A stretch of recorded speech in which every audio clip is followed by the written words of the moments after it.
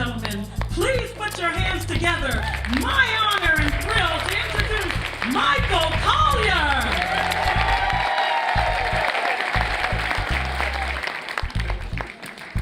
How y'all doing? Energy still up? Okay, all right. I know some of y'all wonder why I get this big old coat on. And if you're here for Peter or you one of the Peter people, if Peter's watching this on tape, don't be upset. I had this coat 22 years. I didn't know about Peter back then, and shit costs a lot, so I ain't gonna throw it out or bury it or no shit like that. Also, it may comfort the Peter people to know that no animals were killed for this. No, all these mink were found dead, lying alongside the road.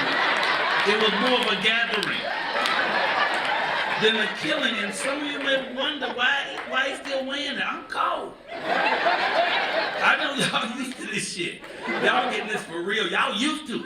I just came here yesterday. My house, 82 degrees. Yesterday, I was sitting with my feet in water at the pool outside. When I stepped off that plane yesterday, and that air shot up my ass. I screamed like a little girl. Ah! I just screamed. It's so cold. I saw a dog chasing the cat that was walking. He said, well, why you gotta bring on stage? Well, I really don't know you motherfuckers. And I'm not just leaving my shit. I don't know y'all nothing like that.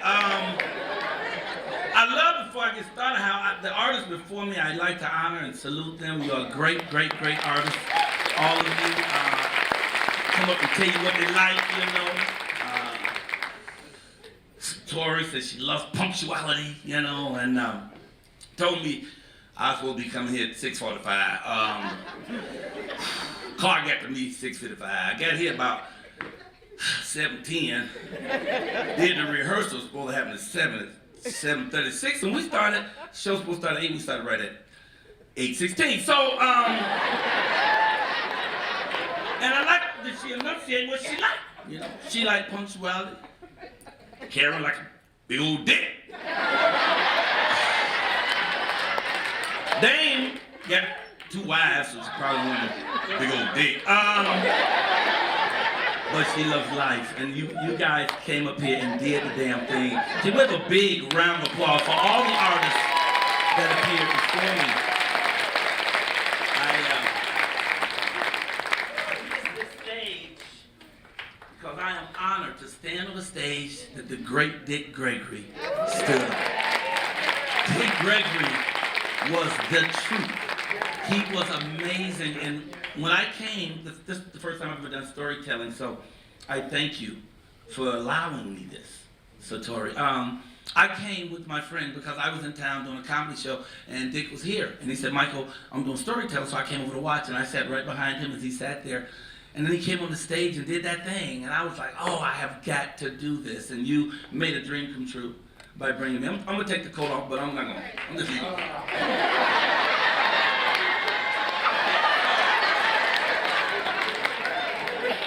One thing I want to do, because I saw a lot of fellowshipping going on, you know, so we're going to get started in a minute. I know the topic is romance, and I am a romance guy. I love love, so we're going to get to that. But first, I just want to do fellowship for a second. Can you just turn to the person next to you?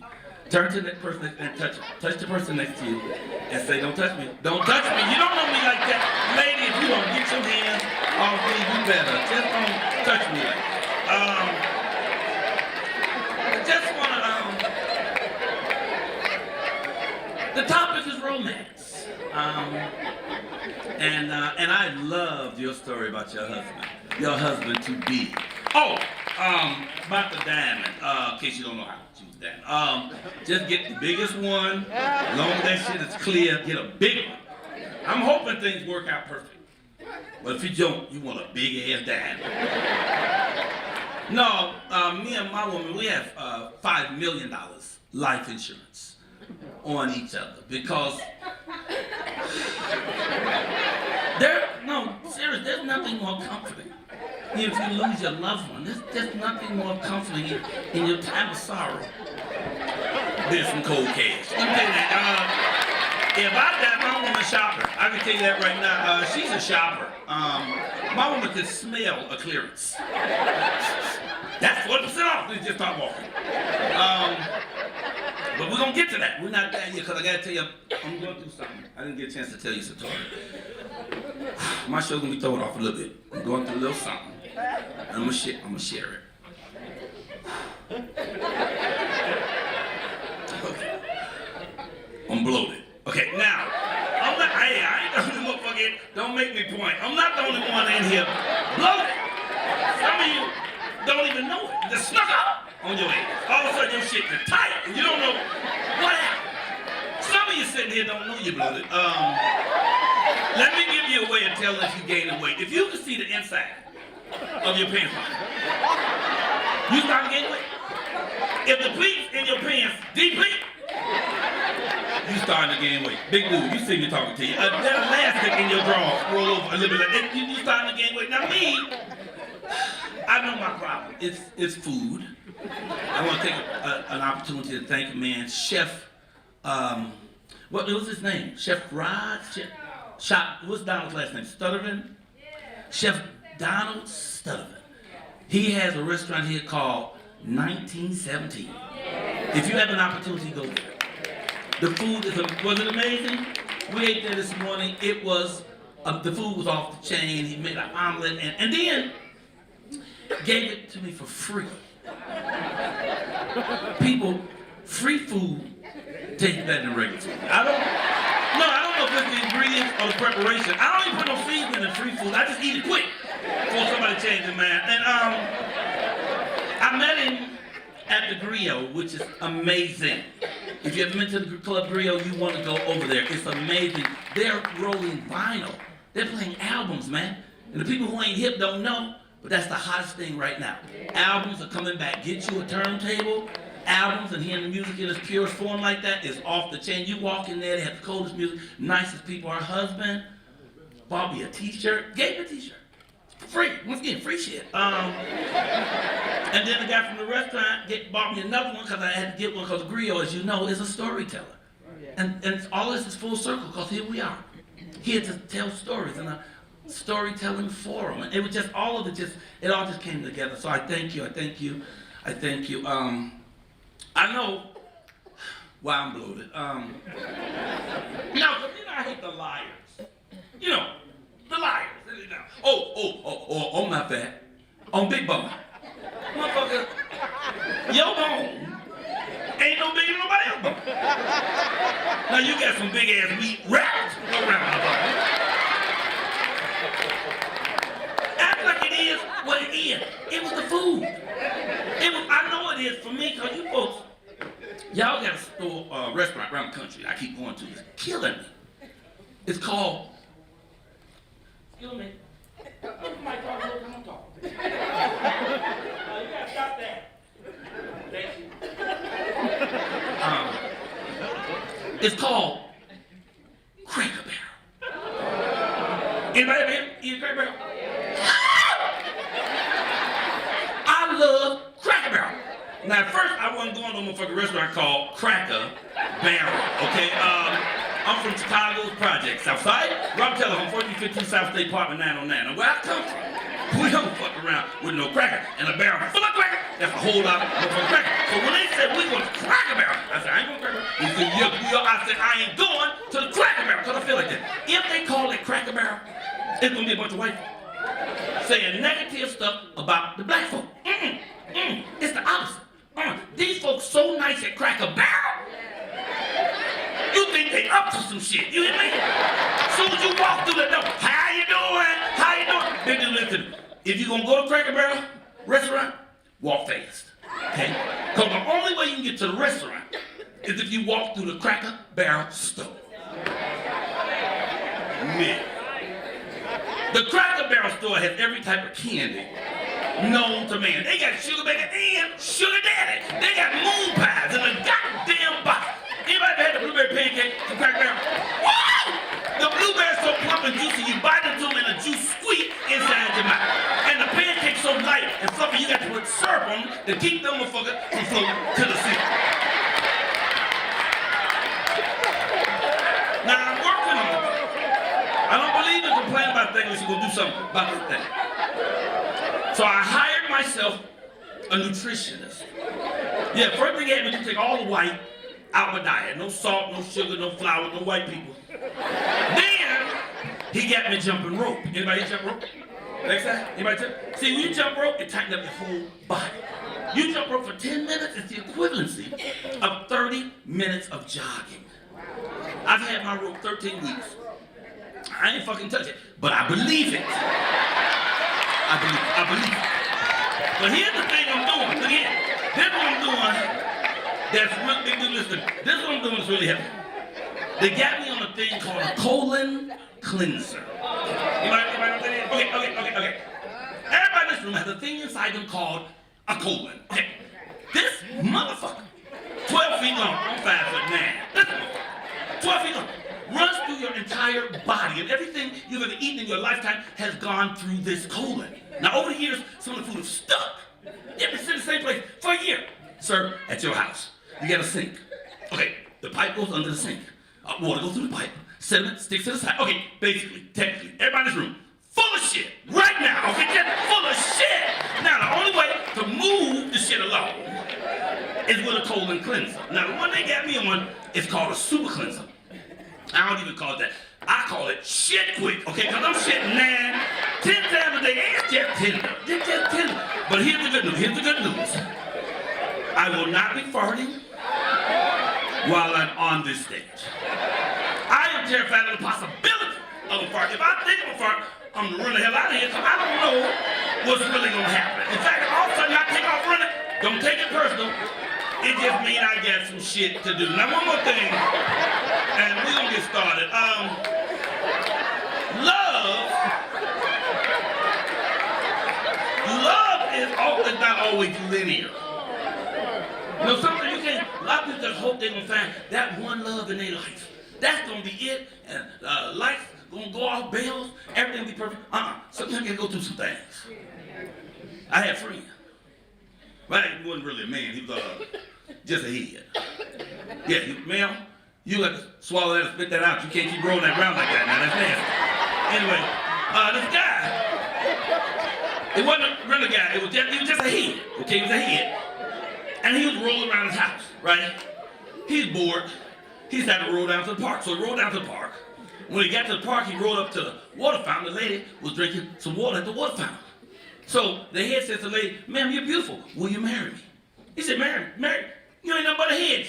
Gave him a punt. The guy was dejected. He rolled back home, rolled to his house, rolled to the kitchen, rolled to the pantry, rolled back and forth on the shelf till he found a bottle marked poison. He took his lips, opened the bottle, drank the poison, passed out. But he didn't die. Woke up the next morning and he had a torso.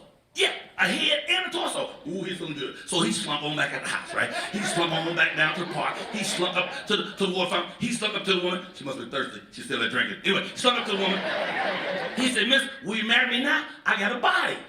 She said, "No, you ain't got no arms or legs. Get out of here." The guy felt dejected. So he slumped back to the house. He slumped to the kitchen, slumped to the pantry, slumped back up on the shelf, got that bottle, drank the poison, tried to kill himself, passed out again, but didn't die. Woke up the next morning, had 2 arms and a leg. Woo! He was feeling good by himself, so he hopped on back down to the park, right? Hopped up to the woman, hopped up to, found out my wife's drinking all this damn water. Anyway, hopped up to her. He said, "Miss, look at me. I'm almost whole. Will you marry me now?" She said, "No, I ain't gonna marry, no cripple." He said, "Well, wait right here." So he hopped down, fast and quick, hopped into the kitchen, hopped to the pantry, grabbed the poison, drank all the poison down, and died. Yeah, the moral of the story is, stop or you're ahead. Okay, now listen to me. Sometimes you don't get right to the first one, but you don't want to stop. You want to keep going until you get it right. I am currently with the love of my life. The woman I'm with right now is the woman I've looked for an eternity. Anyway, if I was going looking for a woman, I was looking for her. But I had to get to her. So I've been married, this will be my 3rd time. First time I was married, I was young. I was just got out of high school, young, dumb, full of cum. Didn't know what I was doing. She didn't either. You know, sometimes we didn't get the right hole. It was just yeah, we was straight. We did have an amazing son Nicholas Sebastian Colyar. They came out of that. But then I joined the military, you know, because I didn't have a life. I said, I'm joining the military. That way I could take care of this woman. I didn't have no money for college. So, joined the military. And anybody else met military and veterans? Yes! Thank you. Thank you for your service. Thank you for your service. Thank you for your service. But I didn't go to front line. No shit like that. No. No, I punk ass military police. Yeah. I just drove around in a Jeep all day, hoping like hell a fucking domestic squabble didn't ring out. Okay, but I went. You know, I went so I get the college education, and when I got over there, I found out the woman really wasn't marriage material. You know, you don't find out. She was my high school sweetheart. I didn't know. Her parents said she ain't ready. Listen to the parents. They know what the hell they talking about. They've been living with her the whole time. I didn't know. I just thought they were trying to keep her from me. They knew she wasn't shit. We got over there, she didn't want to do nothing but lay around all day and watch TV. I go out do my little military policing. I come back, house dirty, ain't no food cooked. I got to cook, clean, and fuck. Why do I need you here? Going back. After I got out of the military, I learned how to do my craft. I learned how to do comedy, triple threat, sing, dance, act. So I got to do all these things that allowed me to do what my dream is. My dream is to be a major artist and a major star, not to make money. Let me tell you something. If you're chasing money, you'll never catch it. See, that you have to follow your heart. You know, I mean, a lot of times I'll come on stage and I'll pull out a wad of money. And I say, whew.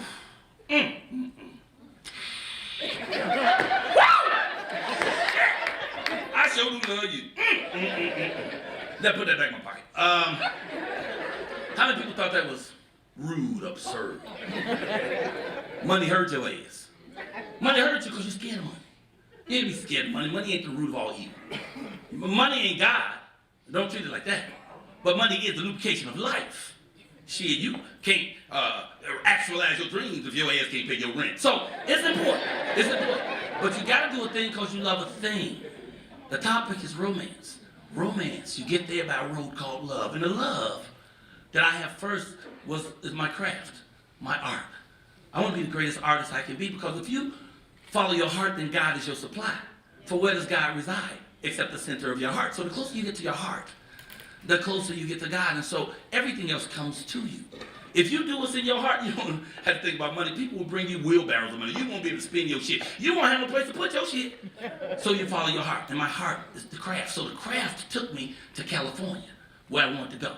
You know, I became a street performer in Chicago in 1985, telling jokes, passing a hat. And I got excited because this guy named Eddie Murphy back then was the shit. He was everything.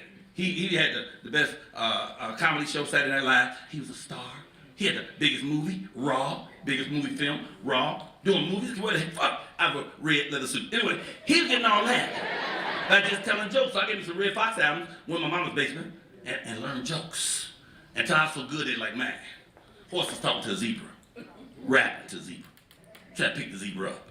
Find the zebra, say, hey, what do you want? The horse says, you know what I want, baby. Now get over here and take off them pajamas. Woo! I was killing this shit. Just jokes.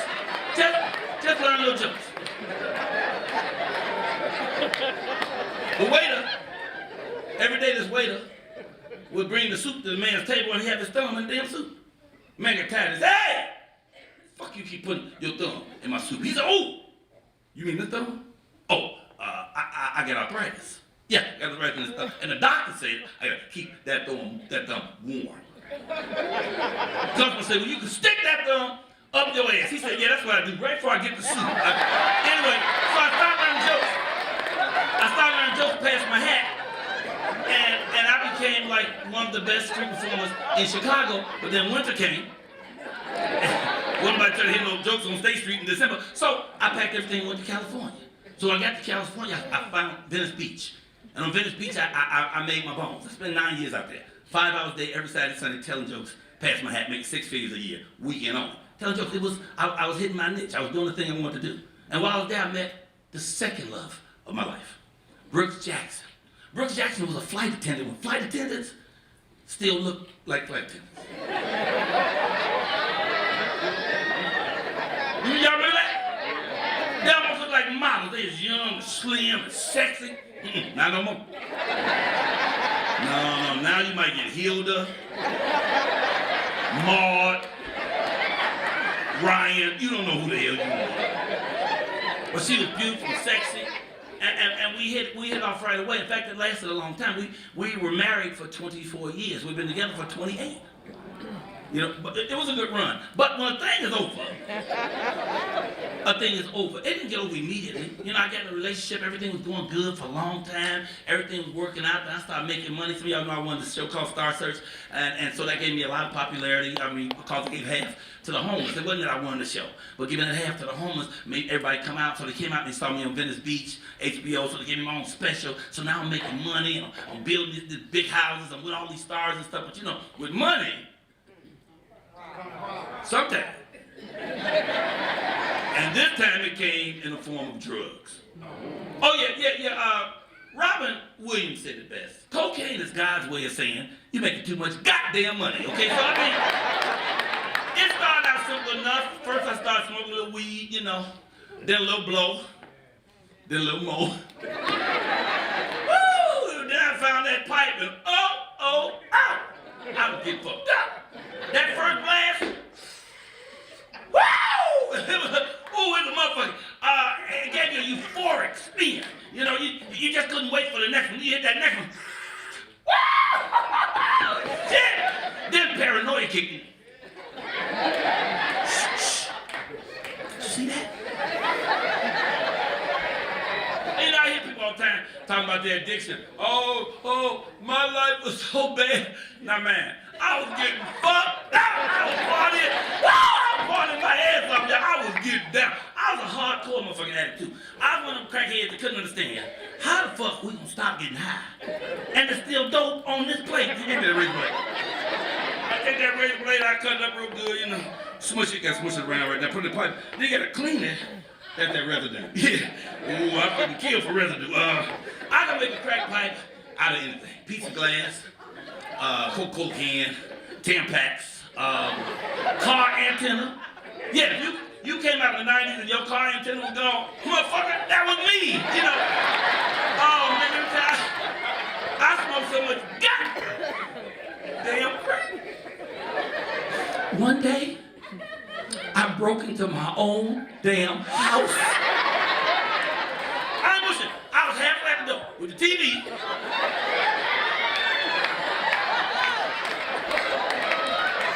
Before I realized it was my damn place. Now, before I broke in, I used to stand outside.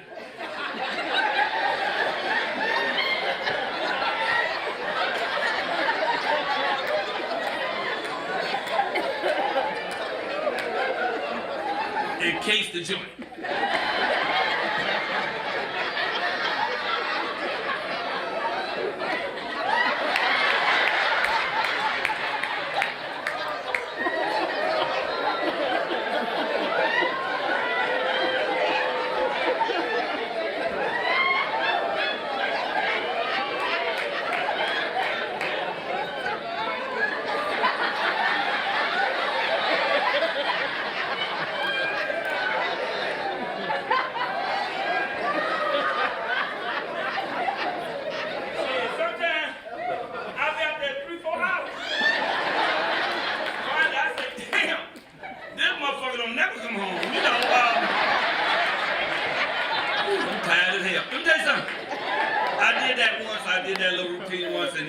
Indiana, around the same time of year, cold, snow up to your ankles.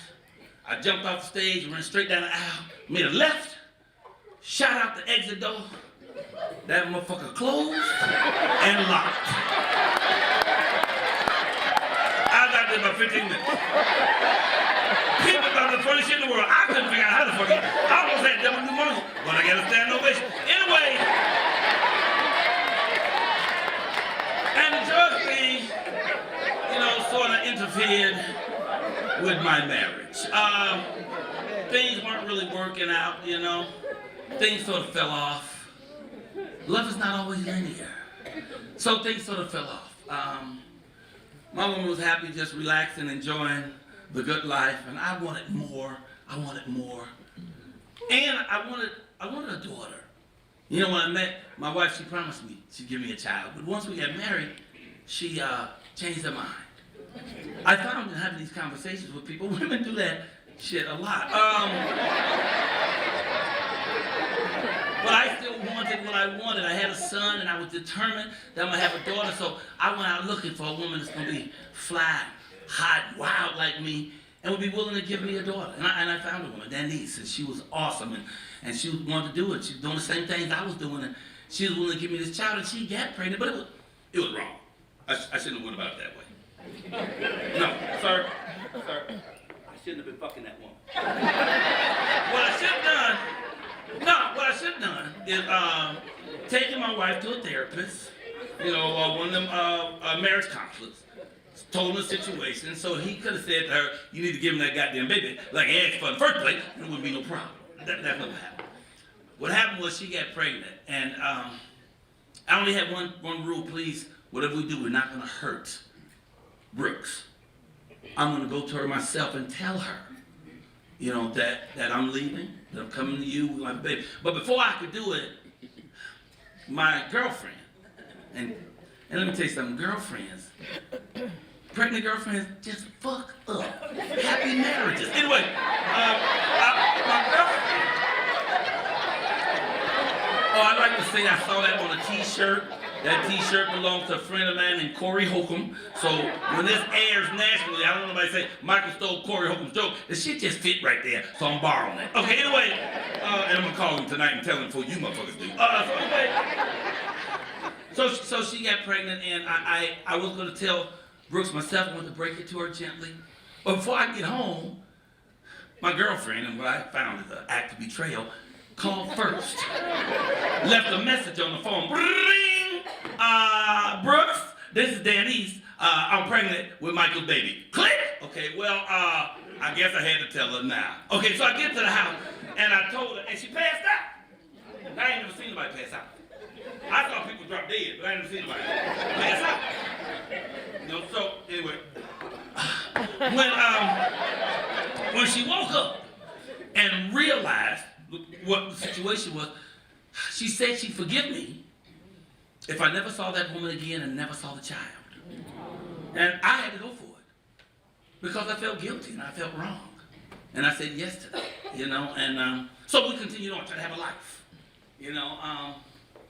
but what I had broken could never be fixed, but we still tried. We put on a good face. I always carried her in the highest possible form, and that's what I think men are supposed to do. You always hold your woman up to the highest form. But still secretly, shit, I was hanging out with the women, getting fucked up. I come in, 3:30 in the morning, shit. I smoked all that crap. I'm sneaking in, I'm trying not to wake her up. Heart pumping fast, sweat like R. Kelly in the playground.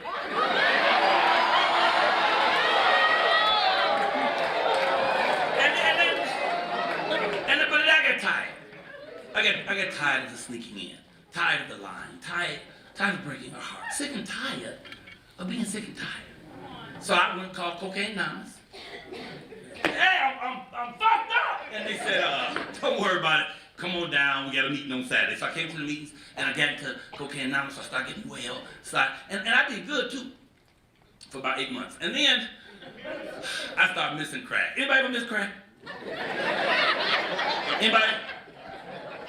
I'm one motherfucker in the room, Mr. I don't think anybody telling the truth. But when you miss crack, you miss crack like that bad girlfriend. Sir, you know what I'm talking about. We want to fuck real good, but the bitch crazy. So when y'all get through, you want to get out the house. Get out the house, take your shit, don't call me. Don't come back here no more. Before I know it, I'm out there getting high again. Getting fucked up. But then I realized that would turn my life around because I have a mother. And you can't even talk about love if you can't talk about your mom. The mother is the essence of all of it. When I was a child, I looked up to my mother. What I saw y'all do today is what mothers do. You brought these children out here and let them dance. And we honored them with praise. Now I'm really proud of y'all because usually white folks do this shit. I love that. White folks do that. We black folks, we sometimes shut our kids down. We see our kids jumping around dancing. Shirley, you better sit yourself down somewhere. White folks, look at Shirley. She's gonna be a ballerina. Black kids be tapping on shit, beating on drums and shit. You hit that drum again. Bobby, I'm gonna hit you. White folks, look at Bobby. He's gonna be a drummer. You know? And then they start with their kids really young. If they 4 or 5, they see something they want to do, they bound some drums. Now they put their ass out in the garage with it, but they bound some drums. They encourage, by the time they're 11, they know the drums. By the time they're 16, they got a record deal and they're buying them a home. That's what we did in here today when you honored those young kids. All that is the essence of what our mothers are. In fact, I can't really talk to you about, well, I was talking about that, say something about my mom.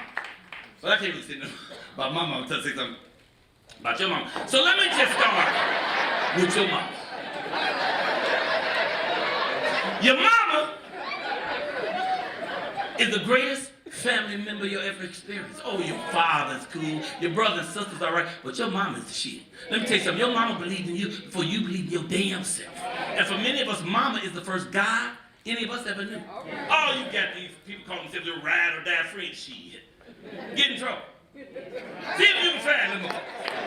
Your mama is gonna stick with you through thick or thin. You kill a motherfucker. I'm not talking about no accident. I'm talking about on purpose. Yeah, cut a motherfucker up in a million pieces, make a lampshade out their backbone. Your mama will be the one in court with your crazy ass. She hold the Bible. Oh, my baby didn't do that. You don't know my baby. That was not my mic. My mother is my first hero and my greatest hero. My mama came to these shows when y'all wouldn't come. Wouldn't be but 6 people in the room, my mother would be here. She sit over there and laugh while I get up over there, sit down and laugh. Get up over there, sit down and laugh, get up over there, sit down and laugh. Maybe shit feel like a cry. And although she was my best friend and my first hero, most importantly, she was my mother. And she took that very seriously. My mom didn't take no shit. She was 5 foot nothing with a heart of gold and a fist of fury. She wished a motherfucker would. I feared my mother. I wasn't afraid of her. But you know we say we have a fear of the Lord? That don't mean we scared of God. That means we hold God in high reverence. I held my mother in high reverence. Because I know she wished a motherfucker would. My mama ain't take no shit. She raised 5 men, and she didn't play. My mama invented the backhand lick. Anybody ever had backhand lick? Anybody don't know backhand lick? Okay, backhand lick is when your mama driving the car, and she done told you to knock it off, and you keep on doing it. She slapped the fuck out you.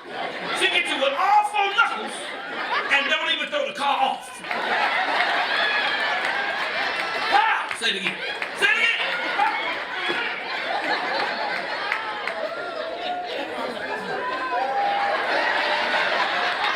My mama invented that. My mother rather die than let one of her kids disrespect her. I see kids that they talk back to their parents. Unheard of when I grew up. White kids talk back, they get time out. Black kids talk back, they get knocked the fuck out. You hear me? I remember one day my brother, 6'2", Dave Kite, decided he gonna talk back to my mama. But he gonna be slick about it, y'all. He gonna do it under his breath. Mothers in the room, let me ask you a question.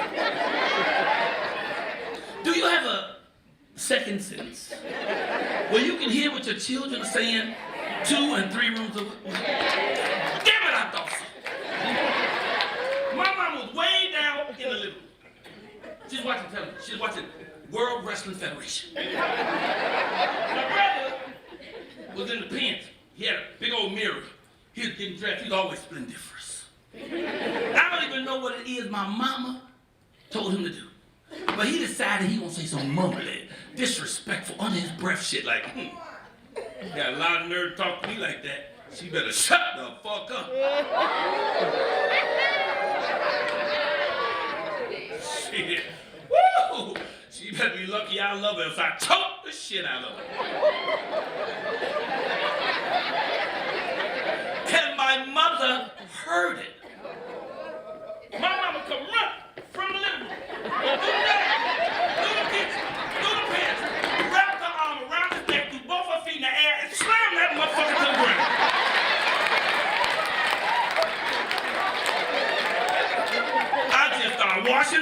dishes, you hear me? No, it wasn't my day. I watched the shit out of them pieces of spick and span, yet they were.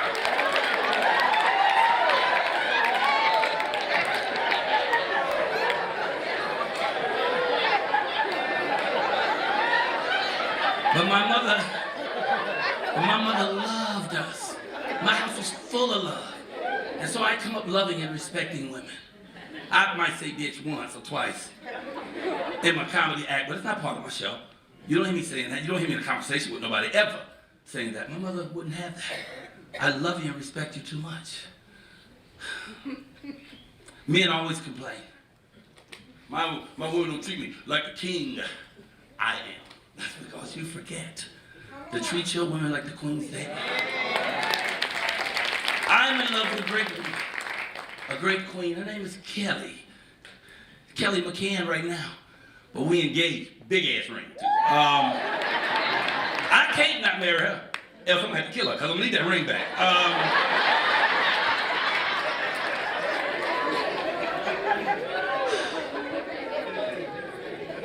We're almost there, people. Not at Kelly yet, but almost. The young lady had a beautiful daughter for me. The daughter turned 7. And I had to go back to Brooks because I had promised I would never see this woman or see that child. So I had to go to my church, Agape, in Los Angeles, Reverend Michael Beckwith. And I heard you say something about religion and spirit. I'm not religious either, I'm spiritual. For me, the difference is religious people seem to think there's a hell. Spiritual people have already been there several times. So I went to Michael Beckwith and I said, brother, I made a promise and I have this child and I promised I would never see the baby again. And he said, brother, that's not a promise you can make. You need to go home and tell your wife that you have a child and you're going to honor that baby and raise that child and be a father. And that's what I did. And when I did that, guess what? She understood. She didn't do that because she's a bad person. That was a knee-jerk reaction from her being hurt, from my betrayal of her. And so I had a chance to raise my child, and my wife and I had more of a friendship than a relationship. The relationship really wasn't there anymore. Remember, people, everything is about communications and relationships. How you communicate with people and how you relate with them will determine how you get along and how it gels. So we were friends, but the relationship was going. We weren't really there like that. And this is when I met my queen, my true queen, the one I've looked for an eternity. Her name is Kelly. In fact, I met her at church. And I wasn't even looking for nobody. I thought they were doing my shit, hustling, passing out flyers. No, I'm a hustler. I tell some jokes, but I sell shit way better than I tell jokes. I sell some shit. I don't know what kind of show I had, but I had a stack full of flyers. I'm passing them out, and I saw her. Her eyes are green. She has dreadlocks to her waist. And she reminded me a lot of my mother. She's my mother's same height. She even has a high cheekbone. My mother had high cheekbones. And she wasn't light skinned, she's light brown. And she had good hair. You know, black folks think when they got high cheekbones and good hair, they got some Indian, you know. A lot of black people got high cheekbones and good hair, don't have any of them. Now, that don't mean the Indian didn't sneak in and fuck with my grandparents. I'm just saying to acknowledge there wasn't nobody there. But she reminded me of my mother and her look, but she's different from me. She's different as night and day. First of all, she's a vegetarian. And I'm not. No, hell no. People, we got to eat these animals. We got to eat these animals, people. I love chicken. More black people, if they're not vegetarians, they love chicken. Now, see, a thing ain't a stereotype. If it's true, we love chicken.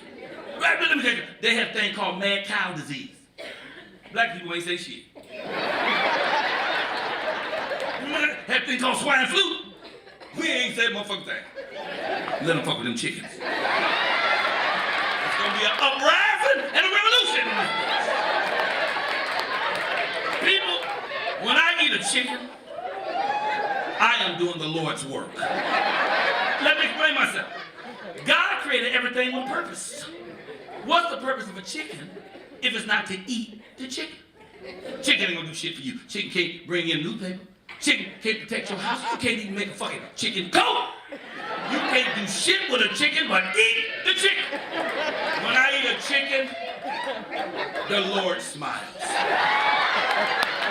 But my woman, she ain't having any of that. Kelly will not eat anything that ever had a heart or a face.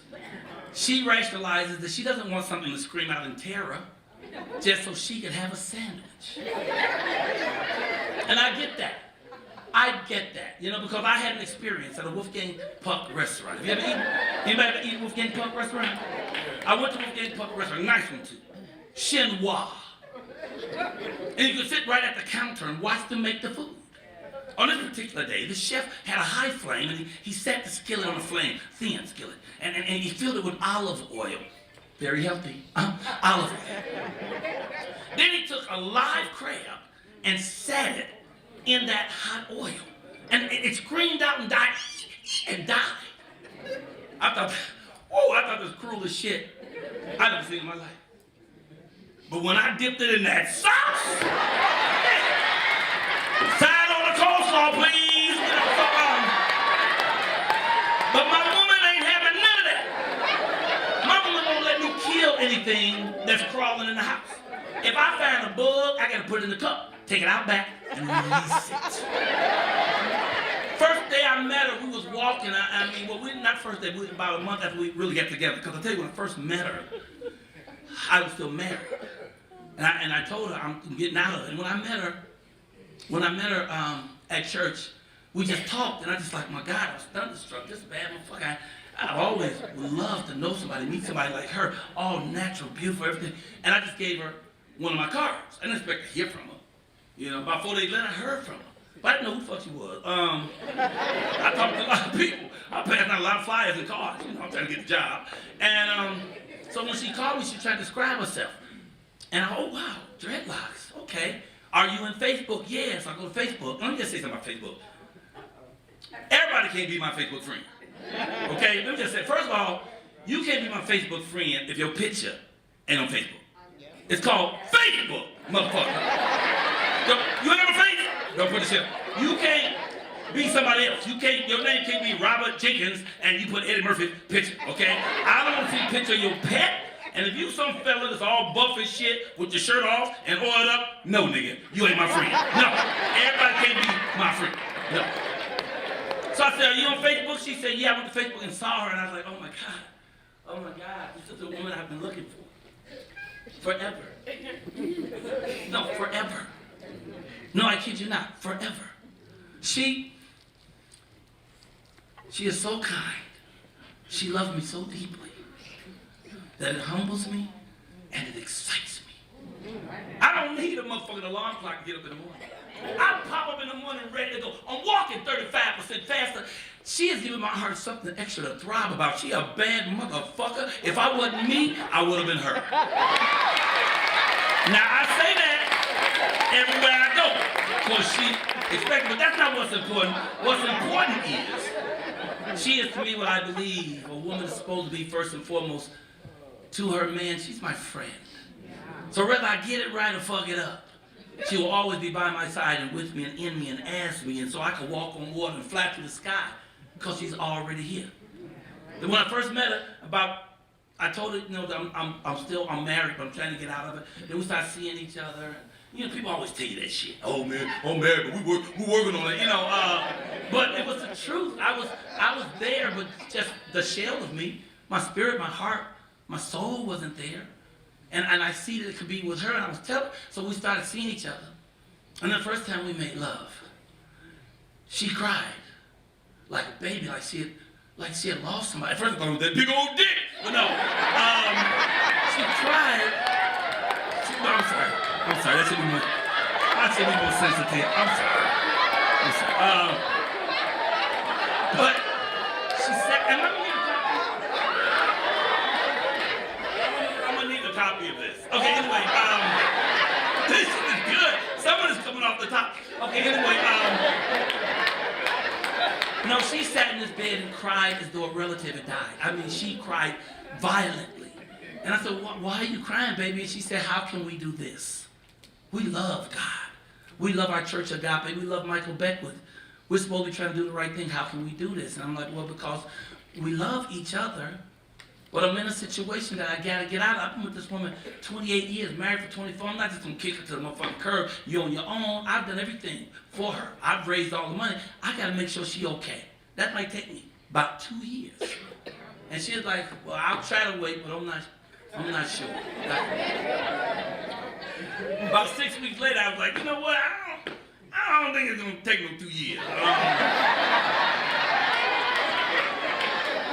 About a week after that, I was like, shit, this ain't gonna last till June, okay? I'm not gonna...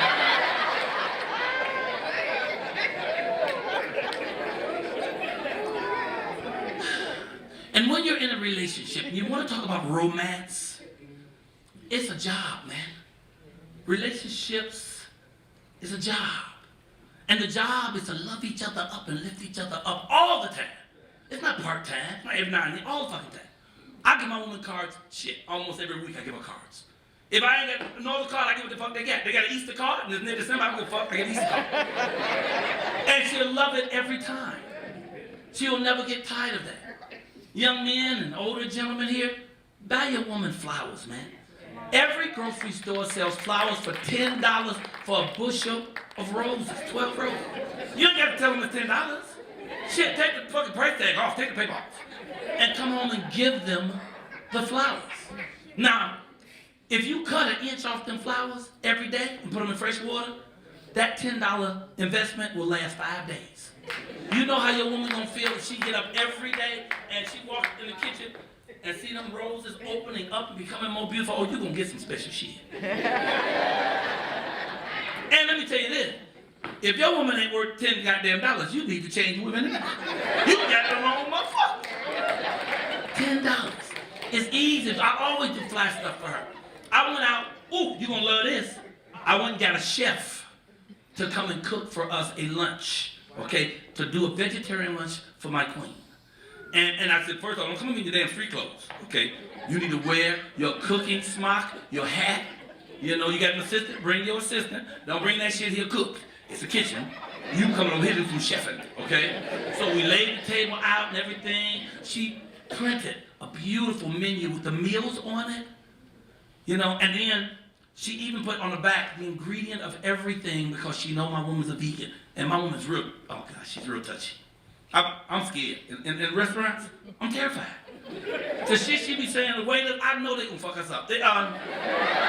I mean, she just every damn question. Is there cream in the cream? Yeah, bitch, is cream in the cream.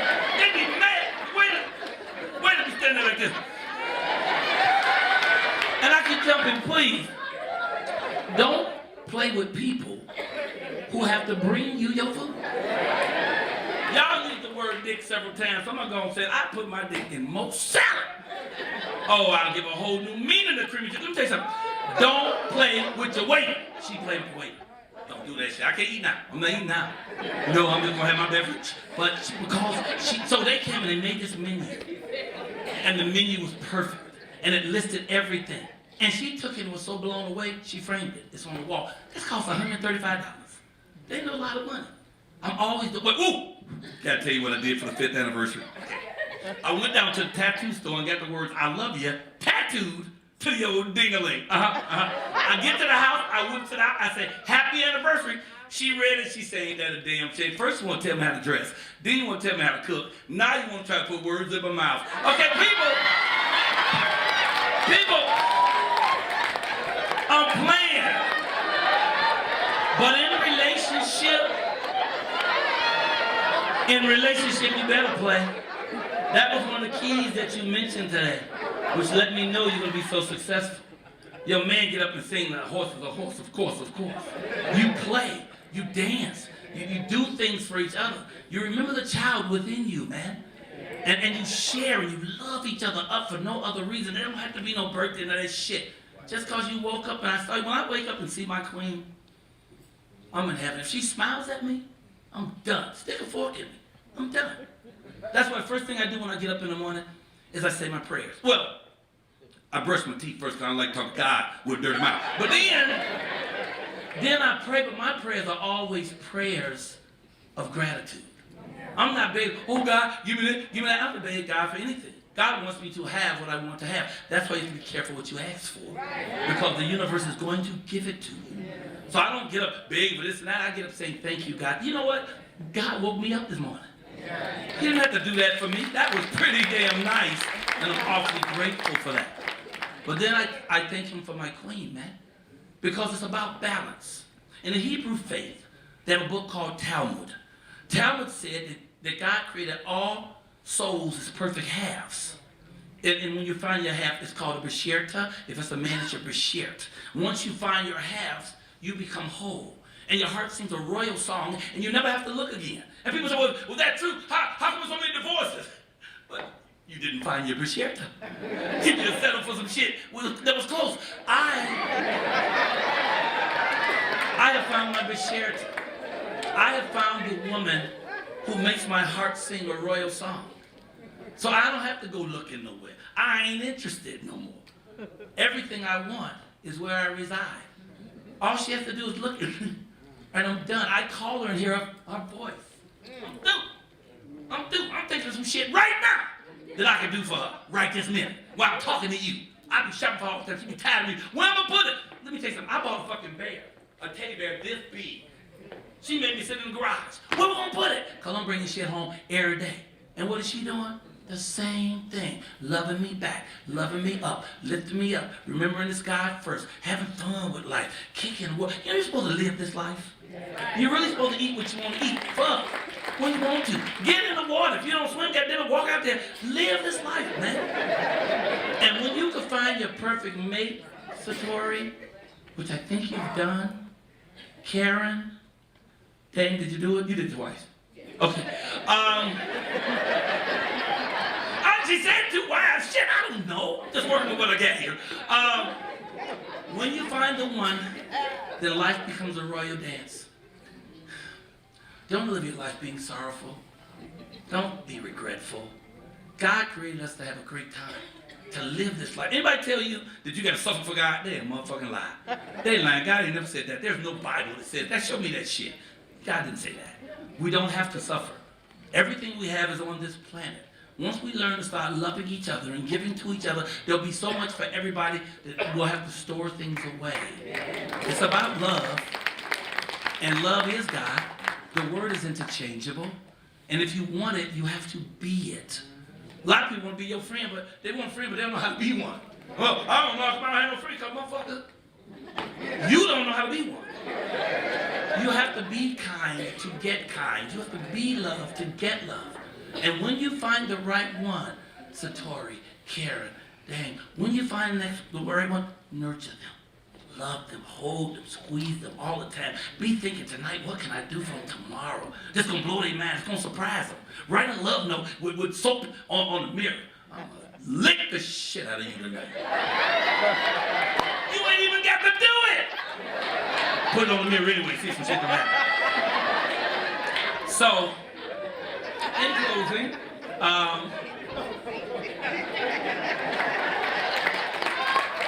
I have to say this. I just want to say my mother transcended. And I don't say died. Because as long as you hold people in your heart, they're alive and well. I talk to my mother every day. Because if I hear her talk back, I will be getting professional help. But I'm just saying, she forms my every decision. She informs my every decision. So I don't do no bad shit on purpose. If I fuck you up, I swear to God, it was a mistake. I don't do that on purpose. Because my mother and God is watching me, and all I want is for my mother and God to be proud of me. That's the kind of life I want to live. My queen helps me be that. She reminds me when I get off step, when I say the wrong thing, when I sometimes go too far. We're all human. So what we're supposed to do is nurture each other, hold them to each other, steer each other. When one of us say something out of line, pull that other one back and save them. But walk through this world with kindness. Walk through this world knowing that you're my brother. If I see my brother in everyone, then I have no one to fight. I don't see a white man as my opposite. I see you as my brother. And if you're my brother, what the fuck are we gonna fight about? If you're my brother. You know, society will play with you. They'll make you think everything black is bad. Oh yeah, you go to the funeral, you go with black. Oh, you go to the wedding, you go with white. Oh, the cowboy, bad guy, ride the black horse with black hat. Good cowboy, he get all white, but then, when they want your motherfucking money, it's Black Friday. So don't get caught up. Don't get caught up in the shit.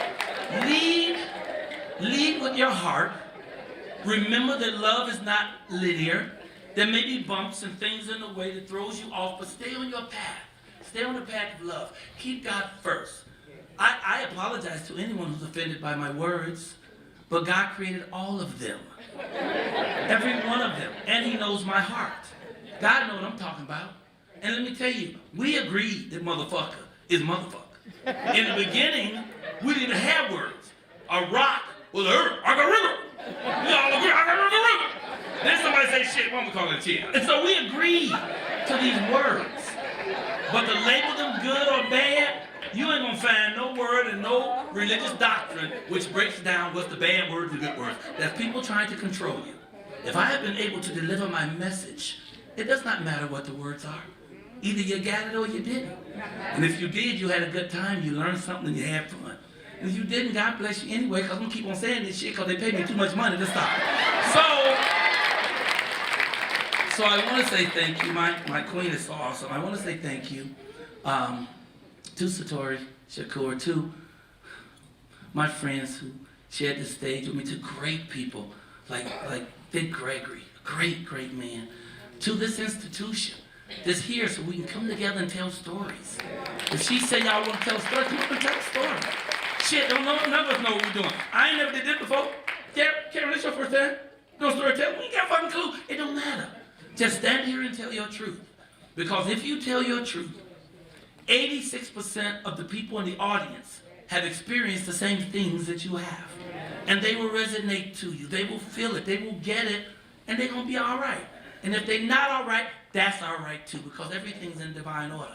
God is running all of it. You see, there is no if or and. Either he is or he ain't. Either God is everything or he ain't shit. There ain't no middle of the road. And for me, God is everything. And as long as I keep God first, I can do everything. In my sobriety, man, I'm doing everything right now. Right now, I'm doing a one-man show that I'm killing. I'm called Michael Colyar's Mama. We did 10 in Hollywood. Then they brought me down to the National Black Theater Festival. I had 48 plays. Mine was voted #1. So February 23rd, we're shooting it in Hollywood for Netflix. Then we're doing a 100-city tour. Yeah. I'm talking about people. I did crack for 23 years.